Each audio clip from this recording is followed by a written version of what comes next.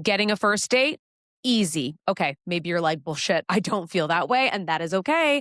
Last week, I went all into first dates do's and don'ts. And you kiss or not on a first date. So if you are like, I need help with the first date, what are you talking about? Easy. Definitely check out that episode. But I'm going to tell you right now, if you're like first date easy, okay, let's not use the word easy because first dates never feel easy. Let's say first date, now you're on to date number 2 or 3, okay? Maybe even date number 4 we can throw in there. This is all about how we keep that momentum, how we build to make sure we aren't just kind of flopping and just being like, I don't know what to do. I don't know, because it's stressful. And there's so much on first dates, right? There's questions you can look up. I have a free 20 best first and second date question guide that you can get and follow it for the first date and the second date. Okay. There's a lot out there, but what do we do? How do we master? How do we make sure we keep that momentum for dates number 2 and 3? And for that free 20 first date and second date questions, you can find that link in the show notes, because this is where people tend to mess up. There's attraction, you're growing, you're building something, and then you might put some expectations, and then you might have some overthinking around it. Let's talk about how not to kill the momentum here. And then, of course, we are going to be diving into and tacoing about pacing intimacy when you're going into those dates 2 and 3. Has there been a kiss? Is there going to be a kiss? Do you want to sleep with them? Do you not want to sleep with them? What do you do? I'm going to tell you what to do. Welcome to Carla Turned On, where dating and relationships get real, sex gets talked about, and the BS gets left on red. Let's get turned on. All right, I'm going to be real with you. Date number 1, it is a vibe. You're like, we have enough in common to go on that second date. What about the second and third date, though? That is momentum. That's where things need to actually build. And this will make or break whether you move forward with somebody or not. Now, it's not the only thing that will make or break, but it is a massive piece of why a lot of people keep stopping and dead ending at dead ending. I like that. Dead ends. Dead ends. You hit the dead end at date number 3 or maybe date number 2. All right. Because it's about the build and it's what you do in between dates. It's what you do on the dates. And I am going to tell you right now exactly how to keep that momentum going so that you're not screwing it up. All right. So that you feel confident and you're like, yes, I am doing what I can. And then maybe in turn, right, it's not always on you. Okay. A lot of times dating is not on you at all. It takes 2 to tango, if you know what I mean. But I'm just going to say that you need to make sure you're doing your part to build that momentum. And if that person on the other side of the table is not meeting you, then that's a problem, okay? Because you're doing what you can to move things forward. Here are the 5 do's to actually master build momentum for dates number 2 and 3. Number 1 is build from date number 1. Yes. Don't just look at a second date as it's not going to carry over. I always say you're peeling back layers of the onion. So you want to kind of look at like, what did we talk about? What more in depth could we go off of? Or maybe there was something I wanted to learn about the person in that first date. So, okay, I'm going to make sure that I ask that question and it shows active listening that, oh, all of a sudden I repeated something that you said on the first date and want to learn more about it. It's one of those, you mentioned blank, so I thought of this and wanted to know what you thought about XYZ. All of a sudden that person's like, oh, they're listening. They're into me. They like me, because it shows, oh, they're reflecting what I've already discussed and talked about. There's nothing worse at all than going on a date and somebody repeating themselves. That's awkward as fuck. As somebody that's had that happen to them and clients that I've had have that happen to them. Not fun. Number 2, go deep. Okay, I'm so bad. We're not in taco section yet. Go deeper, but not intense. I know, I have a dirty mind. Whatever, let's move on. But this is what I'm going to say for going deep, but not intense. All right, because what is going to be key here is you want to pick up on values talk, right? You want to find out like what is the foundation of this person, okay? My husband asked me on date number 2 what my values were, and I was like, holy shit, this is such a turn on. This is great. I'm so glad he's asking me this, because it means that he truly understands what makes a relationship. It is values. It's literally values. The reason relationships break up is because there's a cross in values, okay? So to me, I was like, oh my God, well, not every relationship breaks up that way, but a lot of times it comes down to values. However, you do not want to get into past traumas. You don't want to get into all that kind of stuff. We're not talking about deep and intense in that way. We're talking about peeling back layers of that onion. Oh, you told me that you did that really cool hike. What inspired it, right? You're wanting to find out emotionally how to connect with this person by going deeper on the emotional level without getting intrusive. Number 3 is stay consistent. Oof. Oh, damn. This is huge. Consistency. This is text between dates. So not like falling off, not acting like somebody different, not trying to impress more, but you want to see consistent behavior. So if you guys are texting, you don't want to just all of a sudden drop off one day for 2 days and then come back like Casper and be like, oh, I'm back. And then all of a sudden the person's like, oh, this makes me feel a little uneasy, but now you're texting. No, acknowledge it. Be consistent. Oh, I'm so sorry. I took a day to get back to you, 2 days to get back to you. I had this crazy thing come up, blah, blah, blah. I had to get it done. Totally focused now.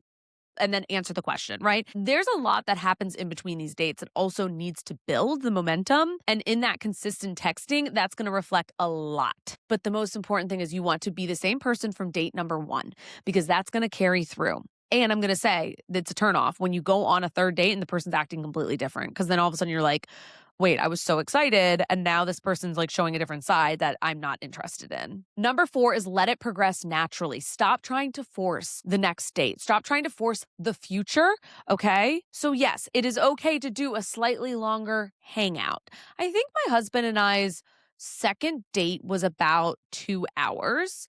We met, we got burritos, and then we walked around, and I just loved that date. It was honestly like one of my favorite dates of all time. And the reason I say that is because on the date, I had a moment where I was like, this guy is just, oh my God, he's awesome. Like, he's so cool. And I was like, I'm so excited to keep getting to know him. I wasn't like, oh my God, I'm going to marry him. This is it.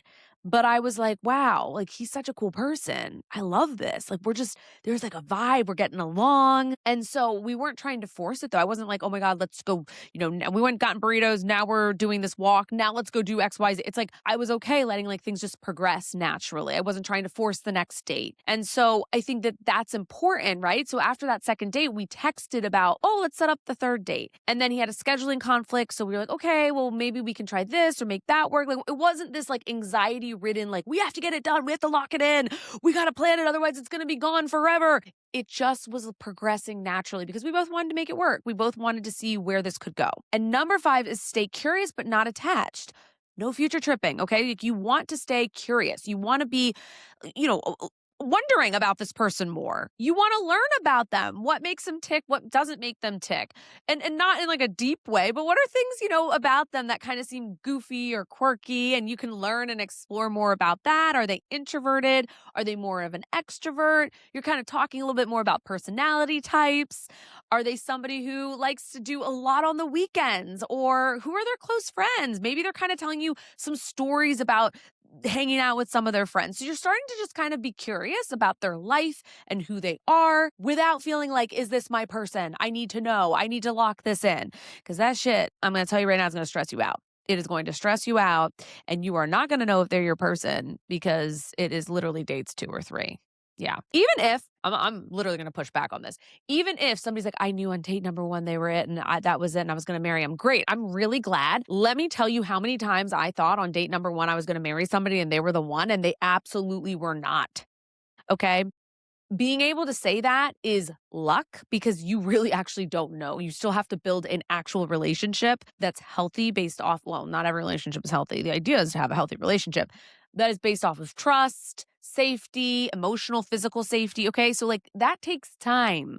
That person just happened to build those things to be able to marry that person or be with them in their happily ever after. But I keep it real with you, and we're going to go over the 5 do nots, the don'ts, okay? In trying to get that date number 2 and 3, I'm just going to be real with you so you don't sabotage yourself, because this is where the sabotage comes up a lot of times. Number 1, do not. Hey, real quick, don't forget to like and subscribe. And if you want dating support, don't forget to look in the notes below where you can learn all about my guides and how to work with me. And if you want to follow me on my socials, you can find me anywhere at I am Carla Romo. Let's get turned on. Abso-fucking-lutely do not rush emotional intimacy. It psychologically takes time to build actual trust, emotional intimacy, safety, security. And it doesn't mean you can't start the building blocks, because that's why you show up on time to that first date.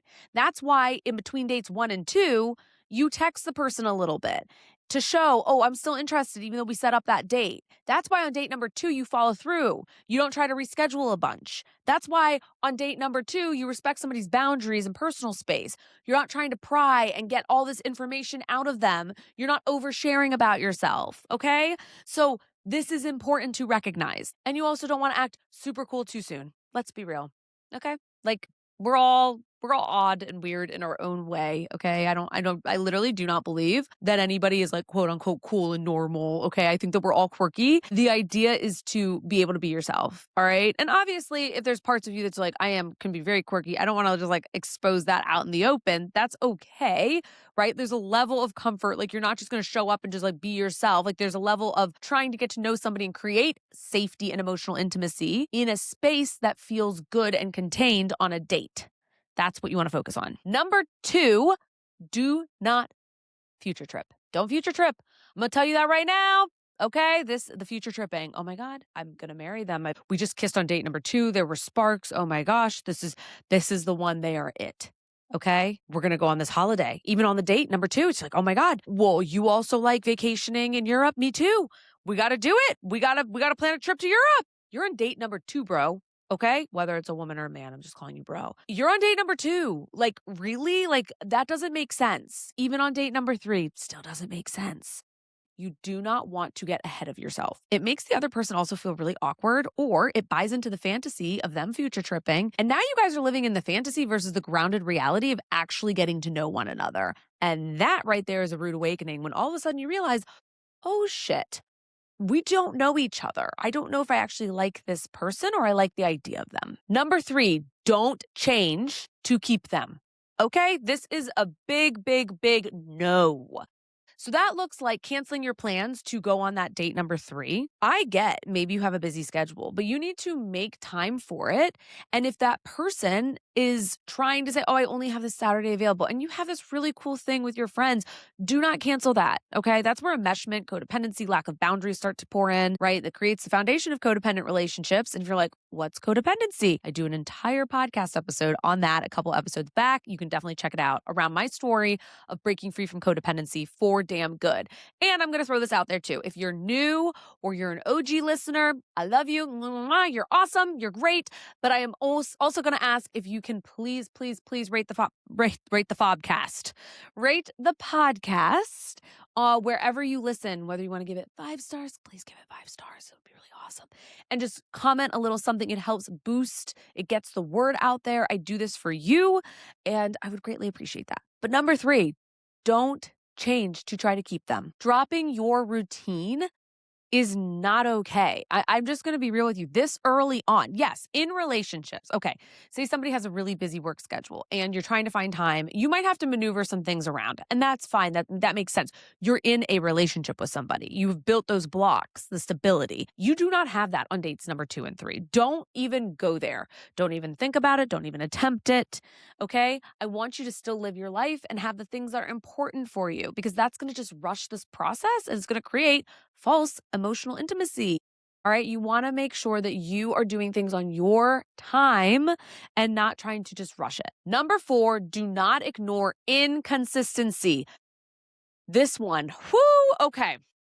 All right. There's some serious red flags that can come up with inconsistency. Rescheduling dates, hot and cold, weird texts, not texting you back a lot, canceling, scheduling, being spotty, between dates.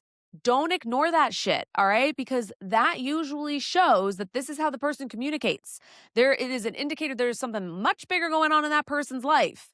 All right. And maybe it's not just their schedule. So you want to make sure that you are not ignoring some of these bigger signs that could lead to really unhealthy relationship situations, dynamics, right? And I'm going to tell you right now, what the person's doing on dates 2 and 3, they're going to continue doing that plus worse in the future. So if you're getting spotty, you're getting those weird inconsistent texts or hot and cold behavior on the date, and you're just unsure, you're going to be getting that down the line too. Number 5, this one is fucking big.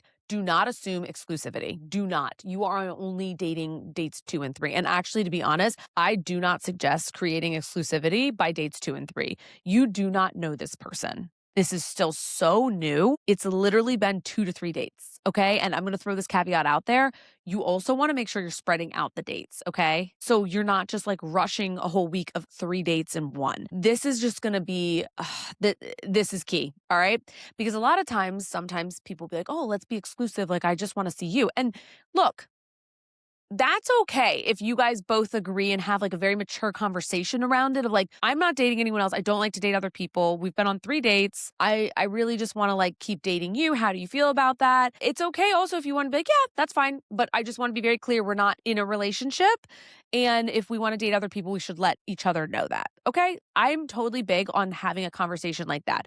But you do not want to just be like, so are we exclusive? Are we boyfriend and girlfriend? Like, what's the deal? Like, you need to talk about these things. You need to create boundaries around this. You do not want to rush it. And like, I'm just going to be real. Exclusivity does not mean alignment yet. Look, this stage is not about locking this in, okay? Dates 2 to 3 are about watching how they show up. You're extending sort of, okay, how is their behavior? It was a really cool first date. Are they still as cool on the second date?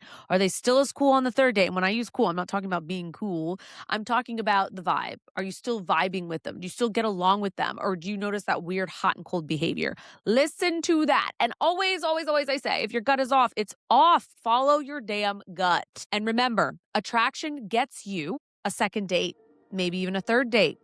Consistency is what gets you that fucking relationship. All right, let's talk about sex, baby. You guys remember that song? Let's talk about you and me. All right, we are into the taco section, which is all about talking about coming and orgasms. And I'm going to be discussing pacing and intimacy when we get into this dates number 2 and 3. How should you be pacing it? How should you be having conversations around intimacy? It is normal on dates number 2 and 3 for intimacy start to come up, okay?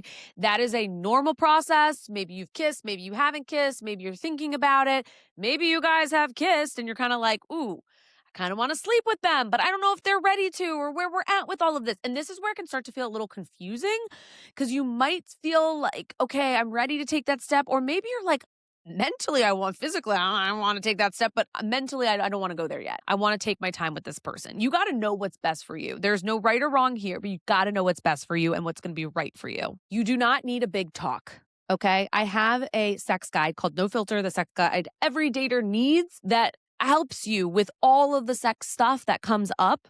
All right, goes beyond what I'm going to do, much, much more beyond what I'm going to talk about right now. But it is really important to note you don't need a big talk. It can be something casual of like, hey, I just wanted to say, like, in terms of intimacy and pacing, like I like to take things a bit slower. It's like important for me to get to know somebody before I go into the intimacy part of a relationship or getting to know somebody or dating them. Okay. I mean, I kind of rambled a little bit. I gave you a couple different things at the end to kind of plug in there, but you have to do and say and verbalize what's right for you. This also will make the other person feel comfortable because let's be honest, somebody who's safe and healthy also wants to make sure you guys are on the same page. They're not going to try to rush it. They're not going to try to lock it in.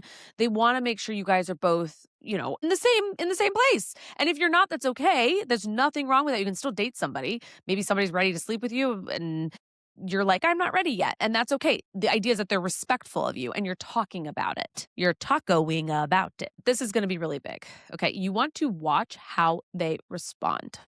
Yes. This is going to make or break. If they're respectful, that is absolutely a green flag. Like, no doubt in my mind. If they push back or they're pressuring you or they act like it's fine, but then pressure you physically later, that is a massive red flag. I don't care if you're a man or a woman. It does not matter. That is a red flag for anybody. You need to watch out for that because that is going to make or break this. Another thing to look out for and to think about is not to use sex as a way to create connection. This is also really big. I've talked about this before on Carla Turned On, how sometimes, right, you want to use sex as a way to connect with somebody, but ultimately you're only on dates number 2 and 3. Okay. So if you're like, you know what, I like this element of having it as a layer to getting to know somebody, fine. But if you're using it as the only way to connect, you're like, I just want to rush the intimacy. I know it will connect deeper and I want to use this as a way to do it. You got to slow your roll. All right. Because it's important also to make sure you're building emotional intimacy as well. And then lastly, check your why. Do I want this?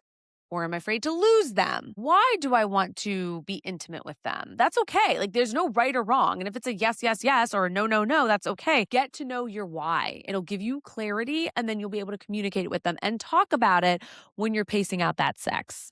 or intimacy. And remember, pacing isn't about rules, baby. It's about staying aligned with yourself. Loved this episode? Rate it 5 stars, hit that subscribe button, baby, and leave a review. Do you want to work with me? Grab my dating courses, apply for my coaching at carlaromo.com or find it all in the show notes, and give me a little follow at I am Carla Romo on Instagram, YouTube, and TikTok. Catch you next time and stay tuned. Carla Turned On is for educational and entertainment purposes only. This is not a substitute for therapy. For professional support, please reach out to a licensed mental health provider.